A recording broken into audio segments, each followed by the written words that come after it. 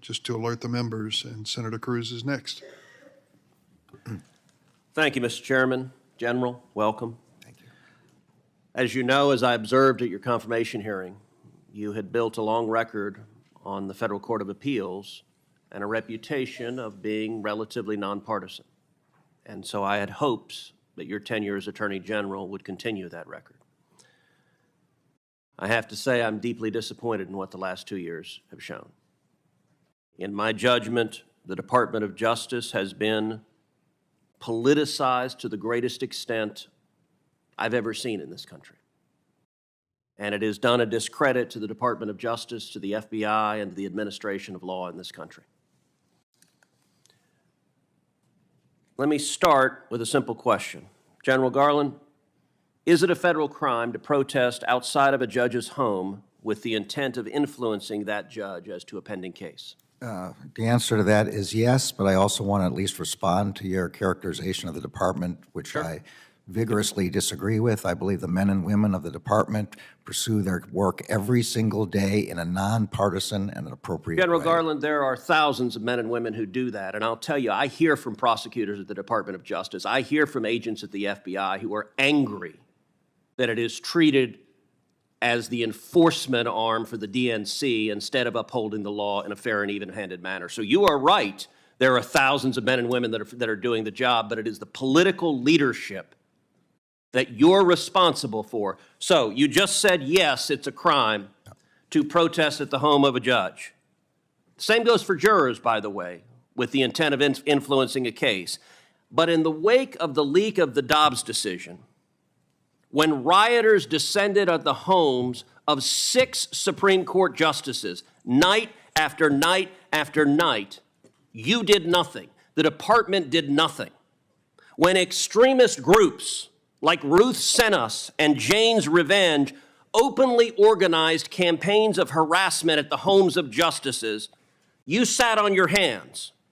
When these same groups posted online information about where the justices worship, or their home addresses, or where their kids went to school, you again sat on your hands and did nothing.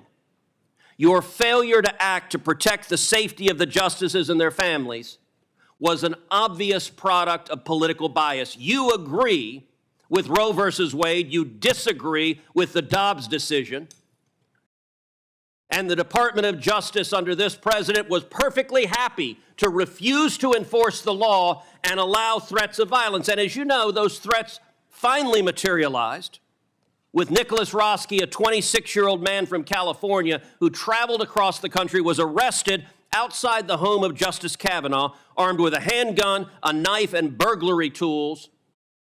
And he said he came there to kill Justice Kavanaugh because he was enraged by the leaked opinion. Now, of course, you're prosecuting that individual for attempted murder, but did you bring even a single case to enforce this law, or did the Department of Justice decide this law doesn't apply if it's harassing justices for an opinion we don't like? When the Dobbs draft was leaked, I did something no Attorney General in the history of the department had ever done before. For the first time in history, I ordered United States Marshals 24/7 to defend every residence of every justice. Well, Garland, as a judge, you're familiar with asking counsel to answer a question. I am answering. Has the Department of Justice enforced this statute? Have you brought a single case against any of these protesters threatening the justices under 18 U.S.C. Section 1507? Have you brought even one? Senator, you asked me whether I sat on my hands, and quite of the opposite. I sent 70 United States Marshals. Let me try again. To defend. And has the Department of Justice brought even a single case under this statute? It's a yes, no question. It's not a give a speech on the other things you did.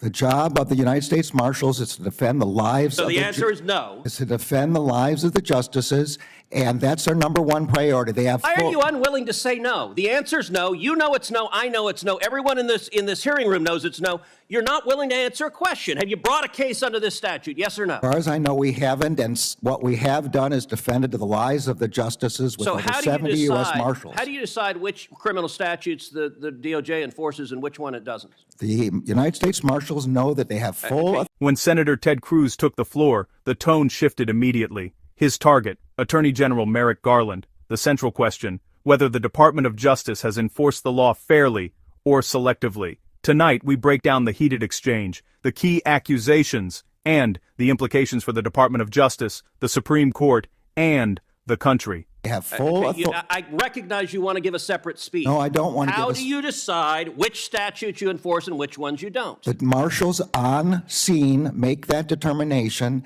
in light of the priority of The defense. marshals do not make a determination over whether to prosecute. You, the attorney general, make a determination, and you spent 20 years as a judge, and you're perfectly content with justices being afraid for their children's lives, and you did nothing to prosecute it. Let's shift to another area. Can I answer the question? No, The you Attorney cannot. You General- have refused to answer the I am question. answering your question. The How did Attorney you General choose does not decide whether to arrest. How did you choose not to enforce this statute? The marshals on scene. Marshals don't make that decision. They do make the decision of whether to make an arrest. Prosecute someone? No, they don't. If they make Marshals do not have prosecution If they make an authority. arrest, All right, then it goes to the let's marshals. change topics because our time is limited. We've also seen across the country violent attacks against pregnancy centers by similar left-wing terrorist groups, including one graffiti of a firebomb building said Jane was here. There have been attacks all over the country. And yet, the Department of Justice has not brought these violent criminals to justice. You contrast that. If you're a violent criminal and you attack a crisis pregnancy center, that is not a priority in the Biden Department of Justice. Contrast that to Mark Houck, who's a pro-life activist. He's a sidewalk counselor. And he had an altercation with someone who allegedly interfered with his son's personal space and threatened his son, and he pushed him. Now, in an ordinary world, pushing someone would be maybe a simple misdemeanor assault, but not under the Biden Department of Justice. If you're a pro-life activist, what can you expect? Well, in this instance, according to Mr. Houck's wife, 24 agents clad in body armor and ballistic helmets and shields and a battering ram showed up at his house pointing rifles at his family.